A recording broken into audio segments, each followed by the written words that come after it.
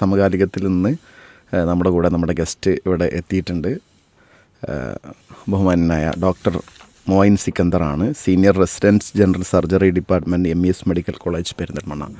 നമുക്ക് അദ്ദേഹത്തെ പരിചയപ്പെടാം. അദ്ദേഹവുമായിട്ട് കുറച്ച് സമയം നമുക്ക് ശ്രോതാക്കൾക്കും ചോദിക്കാനുള്ള ചോദ്യങ്ങൾക്ക് ഉത്തരം ഈ ഒരു സന്ദർഭത്തിൽ കിട്ടുമെന്ന് നമ്മൾ പ്രതീക്ഷിക്കുകയാണ്. അസ്സലാമു അലൈക്കും സർ. വലൈക്കും അസ്സലാം വറഹ്മത്തുള്ളാഹി വബറകാതുഹു. പീസ് റേഡിയോ സമകാലികം പരിപാടിയിലേക്ക് ഹൃദ്യമായ സ്വാഗതം. സാറിനെ ഒന്ന് എനിക്ക് തോന്നുന്നു നമ്മൾ ഒന്ന് ചെറിയൊരു ഇൻട്രോ കൊടുത്തിട്ട് തുടങ്ങാൻ തോന്നുന്നു. സാറിന് ഒന്ന് പരിചയം. പേര് മോയിൻ സിക്കന്ദർ. ഞാൻ ഇപ്പം നിലവിൽ MES മെഡിക്കൽ കോളേജിൽ സർജറി ഡിപ്പാർട്ട്മെൻറ്റിൽ സീനിയർ റെസിഡൻ്റായിട്ട് ജോലി ചെയ്യുന്നു. നാട് താനൂരാണ്. താനൂർ. പിന്നെ പഠിച്ചതൊക്കെ MBBS കരുണയിൽ, പാലക്കാട്. പിന്നെ DNB തിരുവനന്തപുരത്ത് കോസ്മോപൊളിറ്റൻ ഹോസ്പിറ്റലിൽ. പിന്നെ വീട്ടിൽ ഉപ്പ ഉമ്മ 2 അനിയത്തിമാർ, 2 പേര് വിവാഹമൊക്കെ കഴിഞ്ഞിട്ടുണ്ട്. അതിൽ തൊട്ട് താഴെ അനിയത്തി ഞാനാണ് മൂത്തത്. തൊട്ട് താഴെ അനിയത്തി ഡോക്ടറാണ്, PG ചെയ്തുകൊണ്ടിരിക്കുകയാണ് കോയമ്പത്തൂർ, DNB ഫാമിലി മെഡിസിൻ. പിന്നെ അളിയൻ ഓർത്തോപീഡിഷ്യനാണ്. എല്ലാവരും ഏകദേശം ഈ ഒരു ഫീൽഡിൽ. ചെറിയ അനിയത്തി അവള് ACCA ആണ്. അവളുടെ ഹസ്ബൻഡ് ജിയോളജിസ്റ്റ് ആണ്, ദുബായിൽ വർക്ക് ചെയ്യുന്നത്. പിന്നെ ഇവിടെ MES എത്ര കാലമായി? ഇപ്പം MES കഴിഞ്ഞ ഫെബ്രുവരി. അതിന് മുമ്പ് ഫസ്റ്റ് പ്രാക്ടീസ് തുടങ്ങിയത് ഞാൻ അവിടെ തന്നെ, ഞാൻ പഠിച്ചവിടെ തന്നെ. പിന്നെ അത് കഴിഞ്ഞ് ഇവിടെ ഇങ്ങോട്ട് നാട്ടിലോട്ട് വന്നതാണ്. ഓക്കെ. അപ്പോൾ ഏതായിരുന്നാലും സന്തോഷമുണ്ട്. നമുക്ക് പിന്നെ സർജറി ഡിപ്പാർട്ട്മെൻ്റ് ആണല്ലേ, സർജറി അല്ലേ? അപ്പോൾ നമുക്ക് ആദ്യം തന്നെ തുറന്നു, ഈ സർജറി എന്ന് പറയുമ്പോൾ പിന്നെ ഒരു രോഗിക്ക് ഇപ്പോൾ സർജറി ഭയങ്കര പേടിയാണ്. ഇപ്പോൾ കുറേയൊക്കെ ഒന്ന് മാറിയിട്ടുണ്ട്, പണ്ടത്തെ പോലെയല്ല. പക്ഷെ അവിടെ എന്തൊക്കെയാണ് ഒരു രോഗി എന്തെങ്കിലും ഒരു സർജനെ കാണിക്കുമ്പോൾ സർജറി വേണമെന്ന് പറയുമ്പോൾ എന്തൊക്കെയായിരിക്കും ശ്രദ്ധിക്കേണ്ടി വരിക? അതിൽ ഇപ്പോൾ പറയുകയാണെങ്കിൽ നമുക്കിപ്പോൾ സർജറി നമ്മൾ നിർദ്ദേശിക്കുകയാണെങ്കിൽ തന്നെ അത്രയും അവർക്ക് ആവശ്യമുണ്ട് എന്നെങ്കിൽ മാത്രമേ നമ്മൾ നിർദ്ദേശിക്കാറുള്ളൂ. അപ്പോൾ അതിനായിട്ടുള്ള കാര്യകാരണങ്ങളുണ്ടെങ്കിൽ നമ്മളത് പറയാറുള്ളൂ. ശരി. അല്ലെങ്കിൽ ഒരു സർജറി എങ്ങനെയെങ്കിലും ഒഴിവാക്കാനായിട്ട് നമ്മളെ ഭാഗത്തുനിന്ന് നമ്മൾ എടുക്കുള്ളൂ. നമ്മൾ ആലോചിക്കണമല്ലോ. ഇതേ പ്രയാസം എനിക്കുണ്ടെങ്കിൽ സർജറി ചെയ്യണമെന്നുള്ള അറിവോട് കൂടി തന്നെയാണ് നമ്മൾ അവരുടെ അടുത്തും പറയാറുള്ളത്. പിന്നെ ഏതൊരു രോഗി മനസ്സിലാക്കേണ്ടത് എന്താണ് പ്രശ്നം, എന്താണ് അത്, എന്തിനാണ് അതിന് സർജറി, എന്താണ് ചെയ്യാൻ പോകുന്നത്, അതിനെക്കുറിച്ചൊക്കെ കൃത്യമായിട്ട് അറിയണം.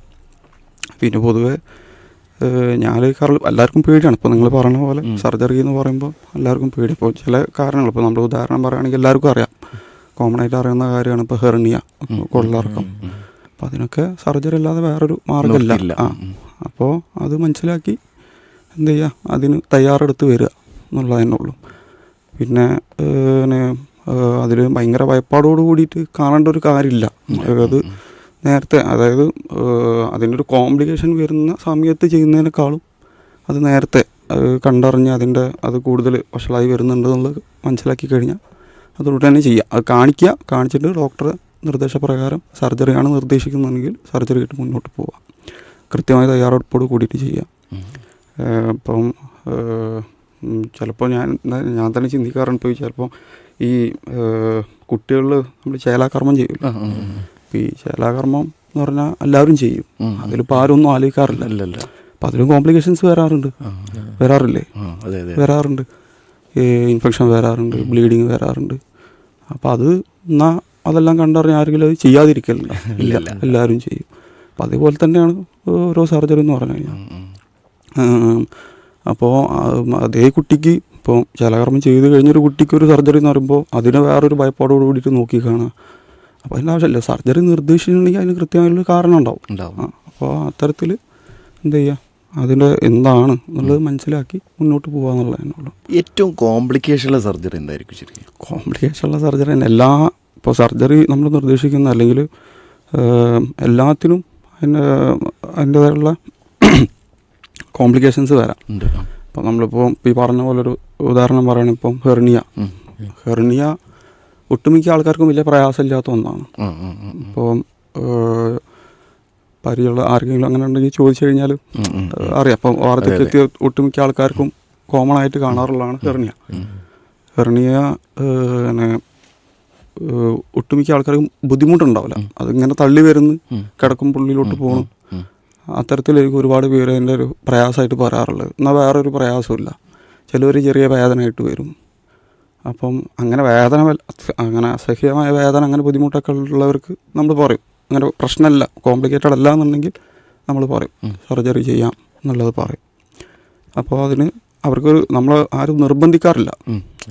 അതായത് ഇതിന് വേണ്ടത് സർജറിയാണ്. അതായത് ഇപ്പോൾ നിങ്ങളെ ഹെർണിയ വേദന ഉണ്ട്, കോംപ്ലിക്കേറ്റഡ് അല്ല എന്നുണ്ടെങ്കിൽ സർജറി ചെയ്ത് റിപ്പയർ ചെയ്യേണ്ടതാണ്. അപ്പോൾ അതിന് തയ്യാറെടുത്ത് വരിക.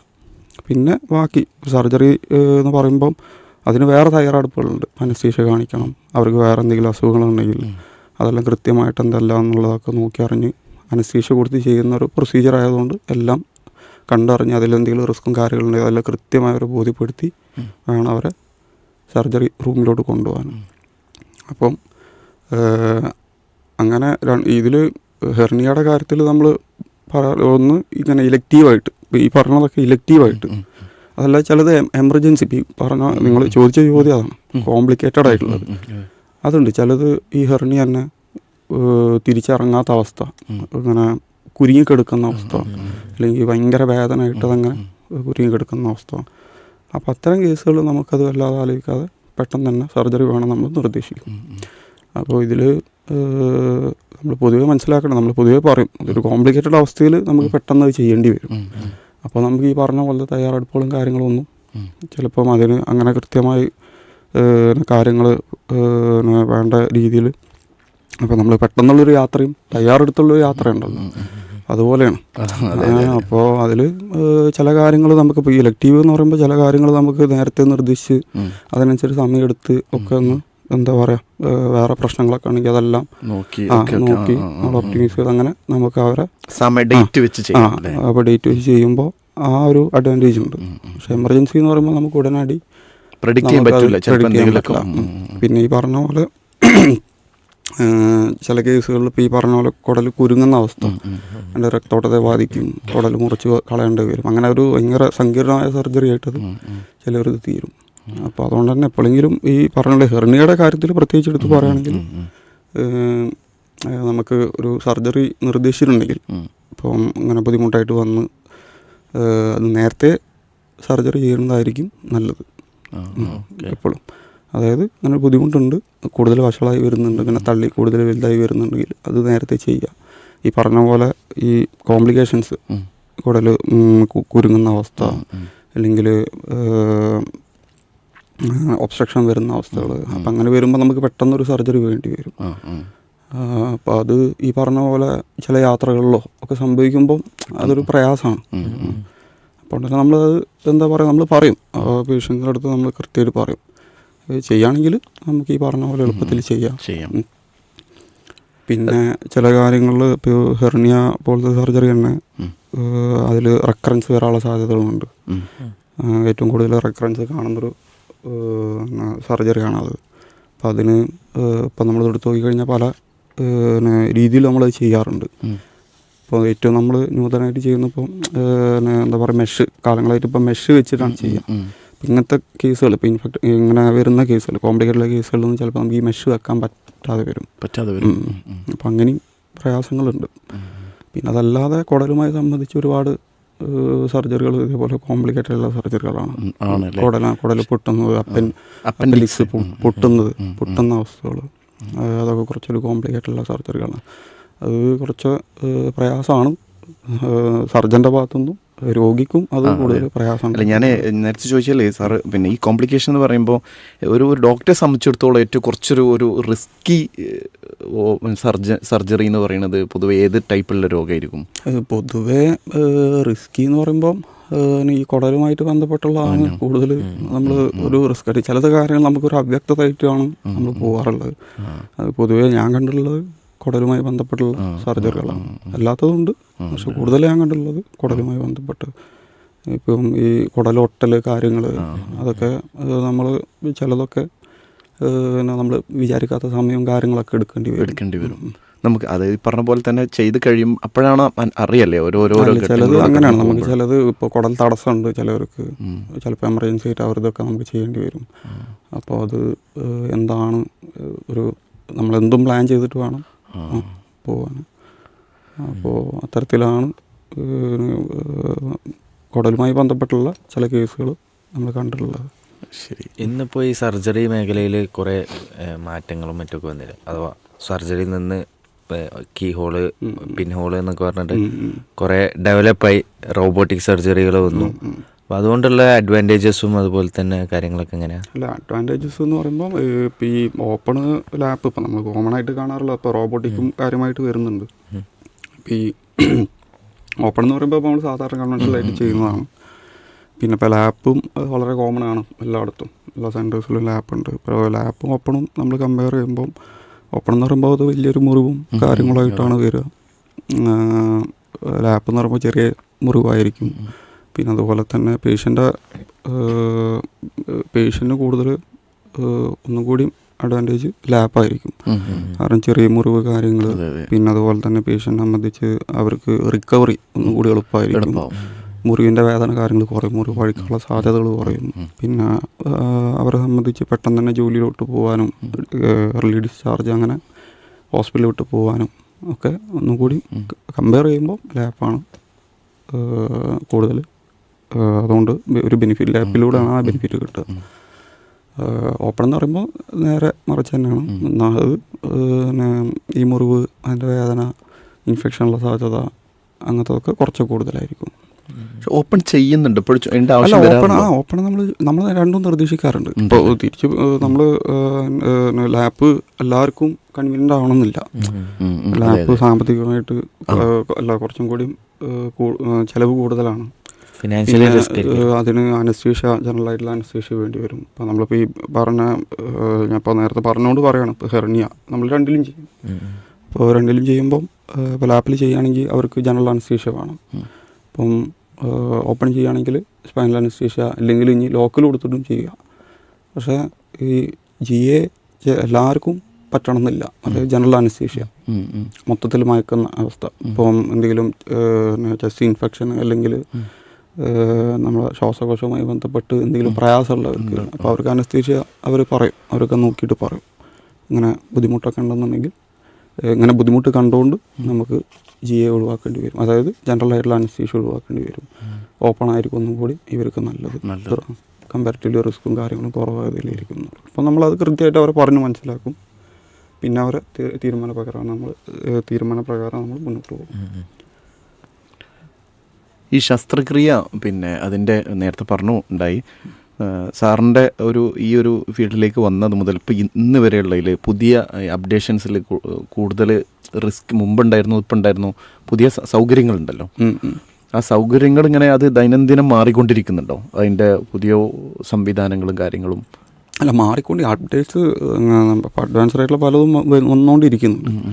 ഇപ്പം ലാപ്പ് ഇപ്പോൾ റോബോട്ടിക്സ് വന്നുകൊണ്ടിരിക്കുന്നുണ്ട്. ഇപ്പോൾ റോബോട്ടിക്സ് എന്ന് പറയുമ്പോൾ നമ്മൾ റോബോട്ട് വെച്ചാണ് ചെയ്യുന്നത്. നമ്മൾ പുറത്തുനിന്ന് കൺട്രോൾ ചെയ്യുക, വേറൊരു കൺസോളിൽ ഇരുന്ന് നമ്മൾ കൺട്രോൾ ചെയ്യുകയാണ് ഇത് വെച്ചിട്ട്. അപ്പോൾ നമ്മൾ നേരിട്ട് എനിക്ക് കാണാൻ കഴിഞ്ഞില്ല, നമ്മൾ പഠിച്ചതും ഇങ്ങനെ കണ്ടതും, അതായത് മറ്റു മാർഗങ്ങളിലൂടെ കണ്ടതുമാണ്.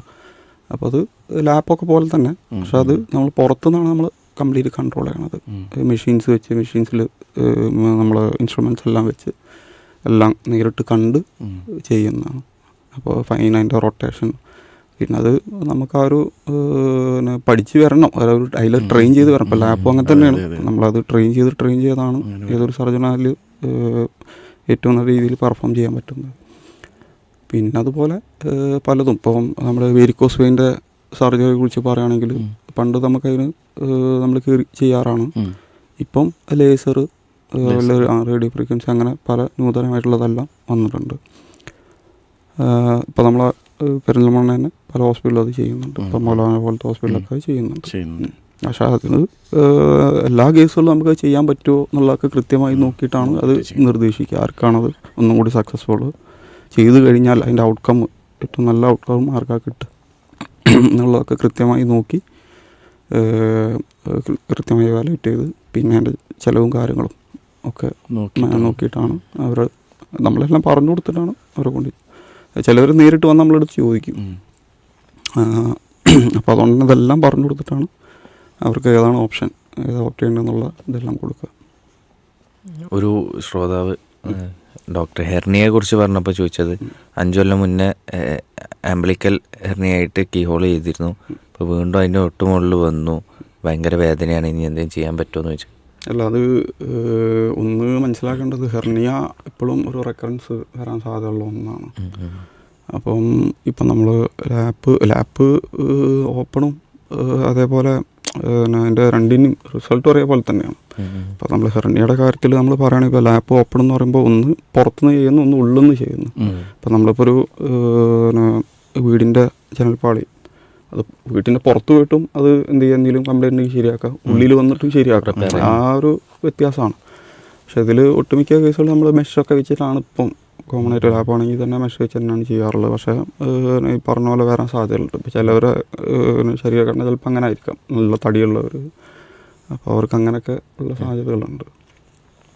അപ്പം ഇവരെ ബുദ്ധിമുട്ട് മനസ്സിലാക്കി കൊടുത്തോളം ഇവർ ആദ്യം ഒന്ന് കാണിച്ചൊന്ന് ഉറപ്പ് വരുത്തണം. ഹെർണിയ തന്നെയാണോ, ഈ സെയിം സൈറ്റിൽ തന്നെയാണോ, ഇനി വേറെ സൈറ്റിലാണോ എന്നുള്ളത്. അപ്പം അതിന് എന്താണ് ഇനി വേണ്ടത്, എന്താണ് അവസ്ഥ എന്നുള്ളതൊക്കെ നോക്കിയിട്ട് വേണം അവർക്ക് എന്ത് സർജറി തന്നെ പ്ലാൻ ചെയ്യണോ വേണ്ടതെന്നുള്ളതിനെ കുറിച്ചൊക്കെ കൃത്യമായിട്ട് പറയാനുണ്ട്. പിന്നെ ഈ പൈൽസുമായി ബന്ധപ്പെട്ട സർജറി, അത് ഈ സർജറി കൊണ്ട് മാത്രം അത് എത്രമാത്രം സുഖപ്രാപ്തി ഉണ്ടെന്ന് ഉറപ്പിക്കാൻ പറ്റുമോ? അല്ല, ഈ പൈൽസിൻ്റെത് പറയുകയാണെന്നുണ്ടെങ്കിൽ നമ്മളെല്ലാ ഇപ്പം ഭയങ്കര ബ്ലീഡിങ് അങ്ങനെ ചില ഇൻഡിക്കേഷൻസ് ഉണ്ട് അതിന്. പലർക്കും വേദന നന്നായി ഇറങ്ങി വരുന്നത്, അപ്പോൾ അങ്ങനത്തത് നമ്മൾ നോക്കിയിട്ട് നമ്മൾ അവർക്ക് നിർദ്ദേശിക്കാറുള്ളൂ. പിന്നെ ഒട്ടും ചില ഇപ്പോൾ അതിൻ്റെ തുടക്കം അങ്ങനെയൊക്കെ ആയിട്ട് കാണുന്നവർക്ക് പൊതുവേ നമ്മൾ ചില മരുന്ന് കാര്യങ്ങളോടൊക്കെ തന്നെ നിർദ്ദേശിച്ച് അങ്ങനെ മുന്നോട്ട് പോവാറുണ്ട്. ഇനിയിപ്പം സർജറി ആണെങ്കിൽ തന്നെ ചെയ്ത് കഴിഞ്ഞാലും ചിലവർക്കത് വന്ന് കാണാറുണ്ട്. ചിലവരിൽ വളരെ ചുരുങ്ങിയ പേർക്ക് തന്നെ അങ്ങനെ കാണാറുണ്ട്. ഇത് നമ്മൾ സർജറി അങ്ങനെ അത്രയും പ്രയാസമുള്ളവർക്ക് നമ്മൾ നിർദ്ദേശിക്കുക. അല്ലെങ്കിൽ ഇപ്പം അതിൻ്റെ ബുദ്ധിമുട്ട് മാറണമെങ്കിൽ സർജറി തന്നെ ഒരു സൊല്യൂഷൻ ആയിട്ടുള്ളൂ. അതിൻ്റെ ഗ്രേഡ് കാര്യങ്ങളെല്ലാം നോക്കി മനസ്സിലാക്കിയിട്ടാണ് നമ്മൾ അവരുടെ അടുത്ത് പറയാറുള്ളത്. ഈ ലാസ്റ്റ് ചിലപ്പോൾ പറയാറുണ്ട് സർജറി ചെയ്തു പക്ഷെ വീണ്ടും റിപ്പീറ്റ് ചെയ്തു, അങ്ങനെ പല കേസിൽ. ഇപ്പോൾ ഹെർണിയൻ്റെ ആണെങ്കിൽ അത് അപ്പൻഡിക്സിൻ്റെ എന്താണ്, പിന്നെ അത് അപ്പൻഡിക്സിൻ്റെത് നമ്മളെ കുടലിനോട് ചേർന്നെടുക്കുന്നൊരു സ്ട്രക്ചറാണ് അപ്പൻഡിക്സ്. അപ്പം അപ്പൻഡിക്സിൽ ഇതേപോലെ വീക്കം അപ്പം നമ്മൾ കോമൺ ആയിട്ട് കാണാറുള്ള ഒന്നാണ് അപ്പൻഡിക്സിൽ, പ്രത്യേകിച്ച് കുട്ടികളിലാണ് കൂടുതലായിട്ട് അത് കാണാറുള്ളത്. അപ്പോൾ അപ്പൻഡിക്സിൻ്റെ വീക്കം വന്നു കഴിഞ്ഞാൽ അതിന് ശാശ്വതമായ പരിഹാരം സർജറി തന്നെ ഉള്ളൂ. അപ്പോൾ അവിടെ എന്തൊരു അപ്പൻഡിക്സ് ആയിട്ടുള്ളൊരു സാധനം അവിടെ ഉണ്ടെന്ന് പറഞ്ഞല്ല, അത് ശരിക്കും ആവശ്യമില്ല. അത് പിന്നെ അത് പഴുക്കുമ്പം അതിലിങ്ങനെ പല അഭിപ്രായങ്ങൾ പറയാറുണ്ട്. പക്ഷെ പൊതുവേ അതങ്ങനെ അതിനൊരു പ്രയാസം വന്നു കഴിഞ്ഞാൽ പിന്നെ എടുത്ത് മാറ്റാന്നുള്ളതാണ്. കൂടുതൽ കോംപ്ലിക്കേഷനിലോട്ട് പോകാതിരിക്കാൻ അത് എടുത്ത് മാറ്റാന്നുള്ളത് തന്നെയാണ്. അപ്പം അത് ഇപ്പോൾ തുടക്കത്തിൽ അവർക്കങ്ങനെ ഇപ്പോൾ കുട്ടികളുടെ അതിൻ്റെ ലക്ഷണം എന്ന് പറഞ്ഞു കഴിഞ്ഞാൽ പൊതുവേ പറയാറുള്ളത് വയറുവേദന, പനി, ഛർദി, വിശപ്പില്ലായ്മ. അപ്പം ചിലർക്ക് വേറെ ബുദ്ധിമുട്ടുകളൊക്കെ ഉണ്ടാവും, ലൂസ് മോഷൻ വരിക, അങ്ങനെ കുറച്ച് പ്രയാസങ്ങൾ അതിൻ്റെ കൂടെ ഉണ്ടാവും. വേദനയാണ് കാര്യമായിട്ട് പറയാറ്. ഇപ്പോൾ കുട്ടികൾക്ക് അങ്ങനെ പെട്ടെന്ന് അങ്ങനെ വേദന, വയറുവേദന, അടിവയറ്റിൽ വേദന, പ്രത്യേകിച്ച് നമ്മളെ അടിവയറ്റിൻ്റെ വലതുവശത്തായിട്ട് അങ്ങനെ വേദന പറയുകയാണെന്നുണ്ടെങ്കിൽ പിന്നെ അത് പെട്ടെന്ന് തന്നെ കാണിച്ച് ഉറപ്പ് വരുത്തുക. കഴിയുന്നതും നേരത്തെ ചെയ്യുകയാണെന്നുണ്ടെങ്കിൽ അതാണ് ഏറ്റവും നല്ലത്. കാരണം അത് നമ്മൾ കൂടുതൽ വെച്ചിരിക്കുമ്പം അതിലോട്ട് ബാക്കി കുടൽ വന്ന് ഒട്ടാം, അങ്ങനത്തെ സാധ്യതകളൊക്കെ ഭയങ്കര കൂടുതലാണ്. പ്രത്യേകിച്ചൊരു 3-4 ദിവസം കഴിയുമ്പം അത്ര സാഹചര്യങ്ങളിലോട്ട് വരാം. അപ്പോൾ നമുക്കൊരു സർജറി എന്നുള്ളത് അത്ര എളുപ്പമല്ല. അതിന് വേറെ ചികിത്സ രീതിയാണ് നമ്മൾ കിടത്തി ചികിത്സിക്കുകയാണ് ചെയ്യാം. ഇപ്പോൾ ചെറുപ്പത്തിൽ അപ്പൻഡിക്സിൻ്റെ ഒരു പ്രശ്നം ഉണ്ടായിരുന്നു. അപ്പോൾ സർജറി ചെയ്യാൻ വേണ്ടി നിന്നു, പിന്നെ തൽക്കാലം മാറിയത് ഒഴിവാക്കി. പിന്നെ അവർക്ക് വേറെ കുഴപ്പങ്ങളൊന്നുമില്ല. ഭാവിയിൽ വരാൻ സാധ്യത കുറവാണ്. നമുക്കിപ്പോൾ അത് ചില കേസുകളിൽ ഇപ്പോൾ ഒരു 20% മരുന്നുകൊണ്ട് ചികിത്സിച്ച് കഴിഞ്ഞാലും 20% സാധ്യതയൊക്കെ പറയുന്നുള്ളൂ വീണ്ടും വരാനൊക്കെ ആയിട്ട്. അപ്പം പക്ഷേ ഇതിൽ ഈ പറഞ്ഞ പോലെ കോംപ്ലിക്കേഷൻസ് അപ്പം ചിലത് നമ്മൾ മരുന്ന് കൊടുത്ത് ചികിത്സിക്കുകയാണെങ്കിലും ചിലപ്പോൾ അത് കോംപ്ലിക്കേഷനിലോട്ട് എത്തിപ്പെട്ട് അങ്ങനെ വരുന്ന സാഹചര്യങ്ങളും കാണാറുണ്ട്. അപ്പോൾ നമ്മൾ പൊതുവേ ആദ്യം നിർദ്ദേശിക്കാറുള്ളത് സർജറി തന്നെയാണ്. ഇപ്പോൾ സർജറി അങ്ങനെ ഒരു പ്രയാസം പറഞ്ഞവർക്ക് ഈ ഒന്നൊരു ട്രയൽ നോക്കാമെന്നുള്ളത് നമ്മൾ പറയും. പിന്നെ ഈ പറഞ്ഞ ഇതിലേറ്റവും ഒരു സർജൻ എന്നുള്ള രീതിയിൽ എനിക്ക് പറയാനുള്ളത് ഇതാണ്, ഒരു നമ്മൾ തുടക്കത്തിലേ കാണിച്ച് അത് നമുക്ക് ചെയ്യാൻ പറ്റുന്നുണ്ടെങ്കിൽ അതാണ് ഏറ്റവും എളുപ്പം, രോഗിയെ സംബന്ധിച്ചും നമ്മളെ സംബന്ധിച്ചും. അതല്ല ഒരു 3-4 ദിവസം കഴിയുമ്പോൾ ഈ പറഞ്ഞ പോലെ ഒട്ടൽ കാര്യങ്ങൾ വന്നു കഴിഞ്ഞാൽ പിന്നെ നമുക്കത് കുറച്ചും കൂടി പ്രയാസമാണ്. ഇപ്പോൾ നിങ്ങൾ നേരത്തെ ചോദിച്ച പോലെ ഒരു കോംപ്ലിക്കേറ്റഡ് ആയിട്ടുള്ള ഒരു സർജറി ആയിട്ട് അത് മാറുകയാണ്. നമ്മൾ പ്രതീക്ഷിക്കാതെ, ചിലപ്പോൾ നമ്മൾ പ്രതീക്ഷിക്കാതെ തന്നെ ഇങ്ങനെ കാണാറുണ്ട്. നമ്മൾ അപ്പൻഡിക്സ് പ്രതീക്ഷിച്ച് പോകുമ്പോൾ ഈ പറഞ്ഞ പോലെ ഒട്ടലെല്ലാം കൂടിയായിട്ട് പഴുപ്പെല്ലാം കൂടിയായിട്ട് നിൽക്കുന്ന അവസ്ഥ. അപ്പോൾ അങ്ങനെ വരുമ്പോൾ നമുക്കത് പ്രയാസമാണ്. സാറിൻ്റെ ലൈഫിൽ ഏറ്റവും കൂടുതൽ ടൈം എടുത്ത് സർജറി ചെയ്ത ഒരു എക്സ്പീരിയൻസ് ഉണ്ടോ? അങ്ങനെ പ്രതീക്ഷിക്കാതെ അൺപ്രഡിക്റ്റ് ആയിട്ടുള്ള ഒരു കുറേ ഉണ്ട്. നമ്മൾ അങ്ങനെ പ്രഡിക്റ്റ് ചെയ്യാതെ ഒരുപാട് സമയമെടുത്ത കുറേ എമർജൻസി ആയിട്ട് ഇപ്പോൾ ഈ പറഞ്ഞ പോലെ കുടലായിട്ട് ബന്ധപ്പെട്ടാണ് ഞാനിപ്പോൾ ആ ഒരു സ്പെഷ്യാലിറ്റിയിൽ നിന്ന് കുറച്ച് കാലം. ഹെർണിയ അല്ല, നമ്മൾ ഈ കുടലിൽ പൊട്ടുക, സുഷിരം വന്നങ്ങനെ മൊത്തത്തിൽ വന്നങ്ങനെ ഈ പറഞ്ഞ ഒട്ടലുകൾ. അതിൽ എനിക്കിപ്പോഴൊരു ദുസ്വപ്നം പോലത്തെ ഒരു കേസ് ഭയങ്കര പ്രയാസം. ഇതേപോലെ ഒരു ഒട്ടലായിട്ട് വന്നൊരു പേഷ്യൻ്റ് ആയിരുന്നു. അവർക്കൊരു ടി ബി വൈറൽ TB വന്നിട്ട് അങ്ങനെ ഒന്നാകെ ഒട്ടിയിരിക്കും. അതിന് ചികിത്സ ഒക്കെ എടുത്താണ് ഒരു സർജറി മുന്നേ കഴിഞ്ഞതാണ്. അപ്പോൾ ഈ ഇതിലിപ്പോൾ ഒരു വയറിനൊരു സർജറി കഴിഞ്ഞവർക്ക് വീണ്ടും ഈ ഒട്ടൽ അതിനുള്ള സാധ്യതകളൊക്കെ ഉണ്ട്.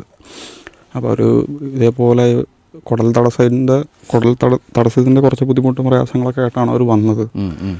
നമ്മൾ നോക്കിയപ്പോൾ നമ്മൾ അങ്ങനത്തെ ഒരു സാഹചര്യത്തിൽ കണ്ടു കഴിഞ്ഞാൽ നമ്മളൊരു 2-3 ദിവസം നമ്മൾ വലിയ പ്രശ്നങ്ങൾ വേറെ കോംപ്ലിക്കേറ്റഡ് ആയിട്ടുള്ള ഒരു അവസ്ഥ ഇല്ലാന്നുണ്ടെങ്കിൽ നമ്മൾ കിടത്തി ചികിത്സിക്കും. 3 ദിവസം കഴിഞ്ഞിട്ടും വലിയ മാറ്റം കാണാത്തതുകൊണ്ട് നമ്മൾ ആളെ സർജറിയിലോട്ട് എടുത്തു. സർജറി വേണമെന്ന് പറഞ്ഞു, സർജറിക്ക് എടുത്തു. അപ്പോൾ അത് കുറച്ച് പ്രയാസപ്പെട്ടു. കാര്യമായ രീതിയിൽ നമുക്ക് തുറന്ന് കിട്ടാൻ തന്നെ, കുടലിലോട്ട് എത്താൻ തന്നെ നമുക്ക് കുറച്ച് പ്രയാസം എടുത്തു. അത് ഓപ്പണായിട്ട് നമുക്ക് ഓപ്പണായിട്ട് തന്നെ അത് ചെയ്യാറുള്ളത്. അപ്പം അത്യാവശ്യം അതായത് എല്ലാം കുടലും നമ്മുടെ ബ്ലാഡറും എല്ലാം കൂടിയും അങ്ങനെ ഒട്ടിയിട്ടുള്ളൊരവസ്ഥയായിരുന്നു. അപ്പം അത് ഒരുപാട് സമയമെടുത്ത് എല്ലാം കുടലും ബ്ലാഡറും ഒക്കെ നേരാക്കേണ്ട ഒരു അവസ്ഥയായിരുന്നു. യൂട്രസും ലേഡി ആയിരുന്നു, ഒരു പാവം സ്ത്രീ ആയിരുന്നു. ആരുമില്ല, ഹസ്ബൻഡില്ല, കുട്ടികളില്ല. ഹസ്ബൻഡിൻ്റെ അനിയത്തി ആരോ ആയിരുന്നു അവരെ പണ്ടായിരുന്നു ഒക്കെ. അപ്പോൾ അവർക്ക് കുറച്ച് വന്ന് അത്യാവശ്യം നന്നായിട്ട് പ്രയാസപ്പെട്ടു. ചെയ്ത് കഴിഞ്ഞിട്ടും അവർക്ക് കുറച്ച് കാലെടുത്ത് മുറിവ് കാര്യങ്ങളൊക്കെ ഉറങ്ങാനും എല്ലാം അവർക്ക്. ഇപ്പം ഇതിൽ ഒരു ദുരനുഭവം എപ്പോഴും നമ്മുടെ ഈ ഒരു മേഖലയിലുണ്ടാവും പലപ്പോഴും.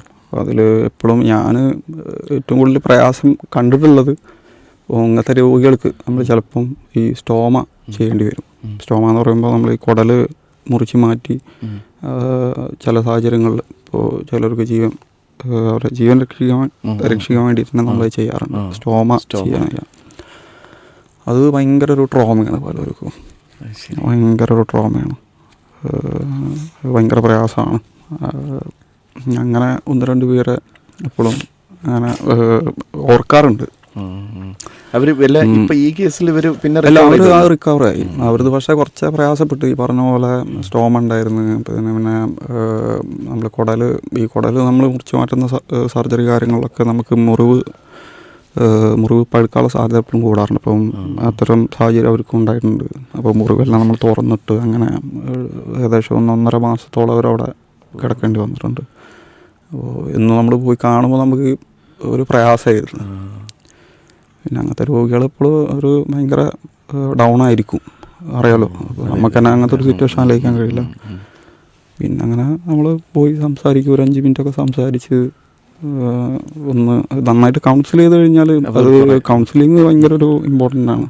അല്ല അത് പറഞ്ഞപ്പോഴേ എനിക്ക് ചോദിക്കാമെന്ന് വിചാരിച്ചേ, നമ്മളിപ്പോൾ ശരീരത്തെയാണ് ശസ്ത്രക്രിയ ചെയ്യുന്നത്. അപ്പോൾ അതിൽ മനസ്സ് വല്ലാത്ത അതിൽ വലിയൊരു ഘടകമാണല്ലേ. അപ്പോൾ അവിടെ എന്താ ഡോക്ടേഴ്സ് സാധാരണ അവരെ അത് പരിഗണിക്കാറുണ്ടോ?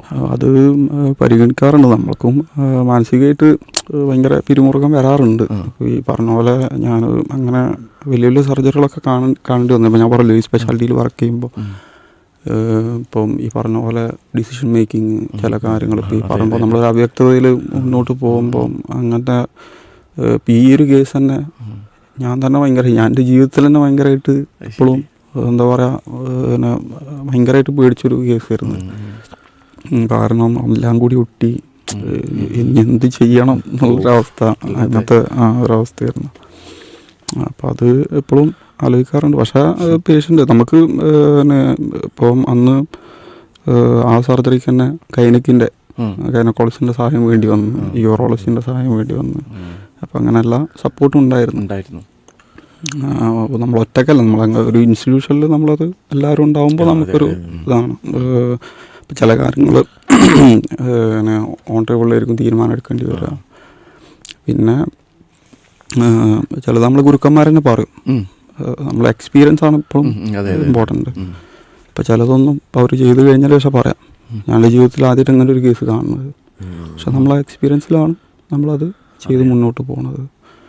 അപ്പോൾ അത്തരത്തിൽ ഉള്ള അനുഭവങ്ങളൊക്കെ പലപ്പോഴും അവർ ഷെയർ ചെയ്യാറുണ്ട്. ഒരു നല്ല ഒരു മാനസികമായൊരു കരുത്ത് എപ്പോഴും വേണം മുന്നോട്ട്. നമ്മളൊരു ഇമോഷൻ പെട്ടെന്നാകെ ഇതായി പോകും. നമ്മളും സ്ട്രെസ്, അപ്പം തീരെ പ്രതീക്ഷിക്കാതെ ഭയങ്കര ബ്ലീഡിങ് വരിക, അതിലൊക്കെ നമ്മളെപ്പോഴും ഒരു സ്ട്രെസ്സാവും. പൊതുവേ നമ്മൾ എത്ര എക്സ്പേർട്ടാണെങ്കിലും നമ്മൾ അങ്ങനത്തെ ഒരു സാഹചര്യം ഉണ്ടാവാറുണ്ട്. നമ്മളൊരു മനക്കത്ത് കുറച്ചൊരു പ്രാധാന്യം, അത് നമ്മൾ എക്സ്പീരിയൻസ് എല്ലാവരും ആക്കിയെടുക്കും. അങ്ങനെ ഈ ഒരു പ്രൊഫഷൻ അങ്ങനെ പേടിക്കേണ്ട കാര്യമൊന്നുമില്ല, അത് നമ്മൾ പ്രതീക്ഷിക്കേണ്ടതാണ്. ഇപ്പോൾ ഒരു പട്ടാളക്കാരെന്നുള്ള രീതിയിൽ യുദ്ധത്തിൽ പേടികൊണ്ട് നമ്മൾ പ്രതീക്ഷിക്കുന്ന വേണം. അപ്പോൾ അത്തരത്തിൽ തന്നെ നമ്മൾ തയ്യാറെടുപ്പോട് കൂടിയിട്ട് ഇറങ്ങേണ്ടത്.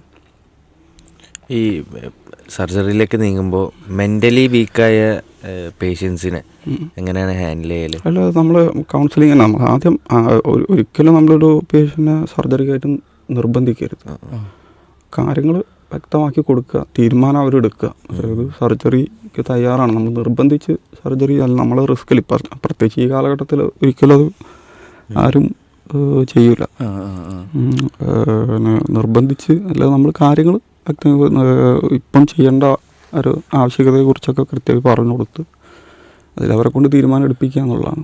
കൃത്യമായ കൺസേൺഡ് കാര്യങ്ങളായിട്ട് വേണം നമ്മൾ മുന്നോട്ട് പോകാൻ. പിന്നെ ഇപ്പോൾ സർജറി കഴിഞ്ഞാലുള്ള സർജറിക്ക് മുന്നേയും നമ്മളവരെ ആ രീതിയിൽ കൗൺസിൽ ചെയ്യുക. സർജറിക്ക് ശേഷമുള്ള കോംപ്ലിക്കേഷൻ കാര്യങ്ങൾ അതിനെക്കുറിച്ച് കൃത്യമായി പറഞ്ഞു കൊടുക്കുക. മുൻകൂട്ടി നമ്മൾ എല്ലതും കോംപ്ലിക്കേഷൻസ് എല്ലാം അവർ അറിഞ്ഞിരിക്കണം. കാരണം ഇത് എന്തെങ്കിലും പിന്നീട് സംഭവിക്കുമ്പോൾ മെഡിക്കൽ ലീഗിലല്ലാത്ത പ്രശ്നങ്ങളൊക്കെ വരാൻ സാധ്യതയുണ്ട്. പിന്നെ അതുപോലെ തന്നെ ഈ ചില കേസുകൾ, ഇപ്പം ഞാൻ നേരത്തെ പറഞ്ഞ കേസുകൾ, അതിപ്പോൾ നമ്മൾ തീരെ പ്രതീക്ഷിക്കാതെയാണ്. അപ്പോൾ അവർക്ക് നമ്മളെല്ലാം പറയുമെങ്കിലും അതിൻ്റെ സാധ്യതകളൊക്കെ പറയുമെങ്കിലും ചിലവർക്ക് നമ്മൾ പ്രതീക്ഷിക്കാതെ തന്നെ ഇതൊക്കെ വെക്കേണ്ടി വരും. എല്ലാം ഇപ്പം ഈ പറഞ്ഞ പോലെ സ്റ്റോമ പി പേഷ്യൻ്റ് ഇതെല്ലാം പറഞ്ഞിട്ടുണ്ടാവും. പക്ഷേ മിക്ക കേസുകളിലും നമുക്ക് ഇതൊന്നും ഇല്ലാതെ തന്നെ മുന്നോട്ട് പോകും. പക്ഷെ ചില കേസുകളിൽ ഇത് വെക്കേണ്ടി വരികയാണ്. പക്ഷേ അല്ലേ മാനസികമായി രോഗി അതിന് റെഡിയാകാൻ ഒരു കോൺഫിഡൻസ് കൊടുക്കണ്ടേ? ഇത് ഈ പറഞ്ഞ പോലെ ഓപ്പറേഷന് മുന്നേ ആണോ? ഓപ്പറേഷന് മുന്നേ നമ്മൾ മുന്നേ അതിന് വേണ്ട രീതിയിൽ നമ്മൾ കാര്യങ്ങളെല്ലാം പറയും. ചെയ്ത് നമ്മളെ ഞാൻ പറഞ്ഞതാണ്, നമ്മൾ ഒരിക്കലും നിർബന്ധിക്കാൻ നമ്മൾ നിൽക്കാറില്ല. പിന്നെ നമ്മൾ പറയും ഇത് ചെയ്യേണ്ട സാഹചര്യമാണ്, അതായത് ചെയ്യേണ്ട സാഹചര്യമാണ്. ചെയ്ത് കഴിഞ്ഞാൽ നിങ്ങൾക്ക് അങ്ങോട്ടുള്ള റെഡിയായി കിട്ടിക്കഴിഞ്ഞാൽ അതിൻ്റെ ഔട്ട്കം ഇങ്ങനെയാണ്. നിങ്ങൾക്കങ്ങനെ ഇപ്പോൾ ക്യാൻസർ, കുടൽ തടസ്സം കാരണം ക്യാൻസർ ഇപ്പോൾ ചെയ്ത് മാറ്റിക്കഴിഞ്ഞാൽ നിങ്ങൾക്ക് സമാധാനത്തിൽ ഫുഡ് കഴിക്കുക, അങ്ങനത്തെ കാര്യങ്ങൾ നമുക്ക് പറഞ്ഞു കൊടുക്കാൻ പറ്റും. പിന്നെ ഇപ്പോൾ ഈ പറഞ്ഞ പോലെ പോസ്റ്റ് ഓപ്പറേറ്റീവ് ആയിട്ടുള്ള പേഷ്യൻസിന്, ഇപ്പോൾ ഞാൻ പറഞ്ഞു നേരത്തെ പറഞ്ഞ പേഷ്യൻ്റ് 2 മാസം ഒക്കെ എടുക്കേണ്ടി വരിക എന്ന് പറഞ്ഞാൽ അതൊന്നും ഒട്ടും പ്രതീക്ഷിക്കാത്ത കാര്യം. ഇപ്പോൾ നമ്മളെല്ലാ കേസുകളും അങ്ങനെ ഉണ്ടാവണമെന്നില്ല. ചെയ്യുന്നതിൽ ഒരു എന്താ പറയുക 10 1 2 ചിലപ്പോൾ അങ്ങനത്തെ കേസുകൾ ചെയ്യുമ്പോൾ വന്നേക്കാം. അപ്പോൾ അവരെ സംബന്ധിച്ച് അവരെ ഒന്ന് മാക്സിമം ബൂസ്റ്റ് ചെയ്യാന്നുള്ളത്. അതിൽ സാറേ ഡോക്ടറോടുള്ള ഒരു വിശ്വാസം ഉണ്ടാവല്ലോ രോഗിക്ക്, അത് ഇതിലൊക്കെ പ്രധാനപ്പെട്ട ഒരു ഘടകമല്ലേ? അത് നമ്മളെ ആ ഒരു കോൺഫിഡൻസ്, നമ്മളെ സംസാരം, നമ്മൾ വേണ്ട രീതിയിൽ കാര്യങ്ങൾ അവരെ കൺവേ ചെയ്യാം. അതിലാണ് അവർക്ക് ധൈര്യം കിട്ടുക.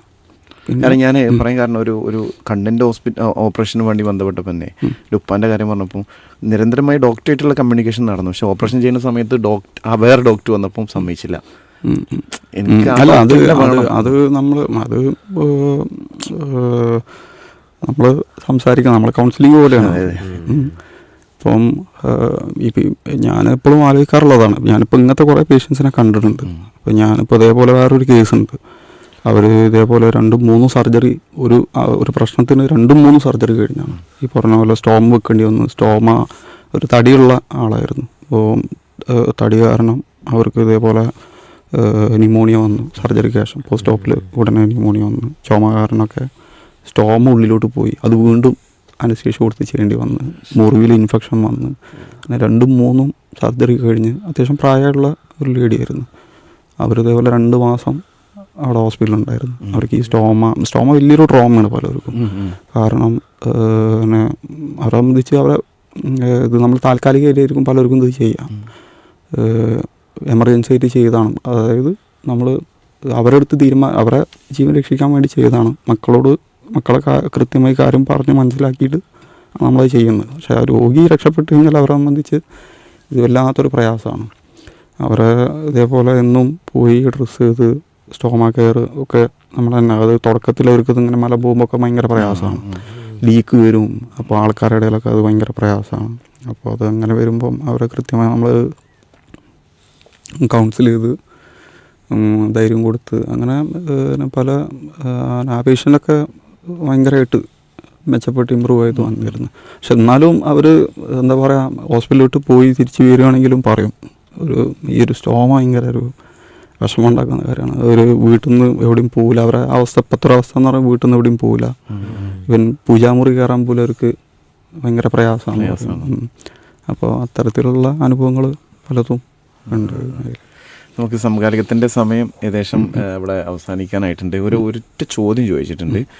എൻ്റെ ഹസ്ബൻഡിൻ്റെ തൈറോയിഡ് സർജറി ചെയ്തെടുത്ത് കളയാൻ പറഞ്ഞിട്ടുണ്ട്, ഇത് സൗണ്ടിനെ ബാധിക്കുമോ, പേടിക്കേണ്ടതുണ്ടോ? അത് ചോദിച്ചിട്ടുള്ളത് ജംഷീന വീക്ക്. നമ്മൾ തൈറോയിഡിന് മുന്നേ നമ്മളെല്ലാം നോക്കും.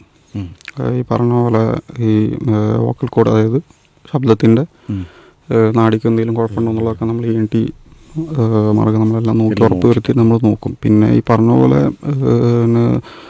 സർജറിയെ സംബന്ധിച്ച് ഇത് ഈ പറഞ്ഞ പോലെ ഒരു കോംപ്ലിക്കേഷനാണ്. ശബ്ദത്തിൻ്റെ മാറ്റം എന്തെങ്കിലും വരുമെന്നുള്ളത് അത് സർജറിയെ ഡിപ്പെൻഡ് ചെയ്തിരിക്കും. ഒരിക്കലും നമുക്കത് ഉണ്ടാവില്ല എന്നല്ല, അത് എന്താണ് അവസ്ഥ നമ്മൾ നോക്കി കാണാതെ അത് എത്രത്തോളം എളുപ്പമാണെന്നുള്ളത് നമുക്ക് പറയാനും കഴിയില്ല. ഇപ്പം ചിലത് ഭയങ്കര വലിയ തൈറോയിഡും കാര്യങ്ങളൊക്കെ ആയിട്ട് അങ്ങനെ ഒട്ടലും ഒക്കെ ഉണ്ടെന്നുണ്ടെങ്കിൽ അതിലൊരു സാധ്യത കുറച്ച് കൂടുതലാണ് നമുക്ക് പറയേണ്ടി വരും. ഓക്കെ, ഏതായിരുന്നാലും ഈ ഒരു സമയം സമകാലികത്തിൽ ഡോക്ടർ കുറേ കാര്യങ്ങൾ പറഞ്ഞുകൊണ്ട് പൂർത്തിയായിട്ടില്ല, കുറേ കാര്യങ്ങൾ ഇനി പറയേണ്ടത് തോന്നുന്നു. അപ്പോൾ വളരെ നന്ദിയുണ്ട് ഇതിൽ പങ്കെടുത്തതിന്. ഇനിയും ഇൻഷാ അല്ലാ ശ്രോതാക്കൾക്ക് ആവശ്യപ്പെടുന്ന ഇതുമായി ബന്ധപ്പെട്ട പല സംശയങ്ങളും ദൂരീകരിക്കാൻ മറ്റൊരു സന്ദർഭം ഉപയോഗപ്പെടുത്താമെന്ന് തോന്നുന്നു. ഇൻഷാ അല്ലാ. സന്തോഷം. അസ്സലാമു അലൈക്കും.